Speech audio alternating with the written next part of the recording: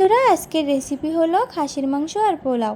তো চলো রেসিপিটা তোমাদের সাথে শেয়ার করি। এখানে প্রথমে 1 কেজি খাসির মাংস নিয়েছি, সেখানে লবণ, আদা রসুন বাটা আর লঙ্কার গুঁড়ো দিয়ে ভালোভাবে প্রথমে সব মেখে আমি কিছুক্ষণ রেখে দেব।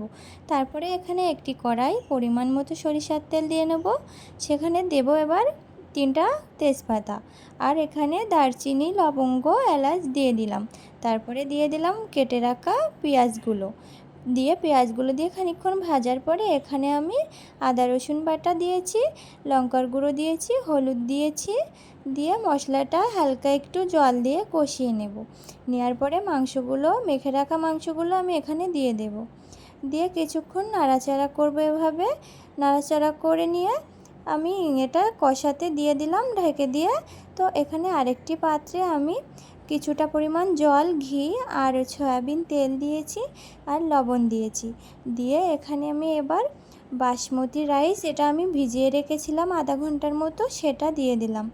তো আবার এদিকে মাংসটা আমি কষাচ্ছিলাম। তো আবার মাংসটা এভাবে কিছুক্ষণ কিন্তু আমি 2-3 বার কষিয়ে নিয়েছি। তো আবার পরিমাণ মতো আমি এখানে জল দিয়ে দিলাম। এবার দিয়ে দেব গরম মশলা আর জিরে বাটা। সব কিছু দিয়ে এভাবে আবারও কিছুক্ষণ রান্না করতে থাকবো।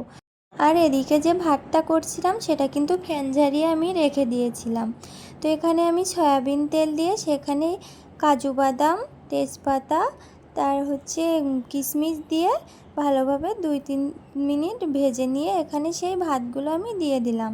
তারপরে এখানে 1 চামচ ঘি দিয়ে দিচ্ছি। দেওয়ার পরে এখানে আমি দেব পরিমাণ মতো চিনি। আমি 1 চামচ চিনি দিয়েছি।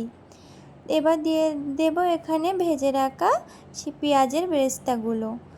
সবগুলো উপকরণ দিয়ে এবার হালকা হাতে 2 থেকে 3 মিনিট এভাবে নাড়াচাড়া করব। তারপরেই কিন্তু রেডি হয়ে যাবে আমাদের পোলাও। আর দেখো, পোলাও আর খাসির মাংস সব কিন্তু রেডি। তো সব কিছুই কিন্তু খেতে অনেক টেস্টি হয়েছিল। তো তোমাদের কাছে ভিডিওটা কেমন লাগলো অবশ্যই কমেন্টে জানাও।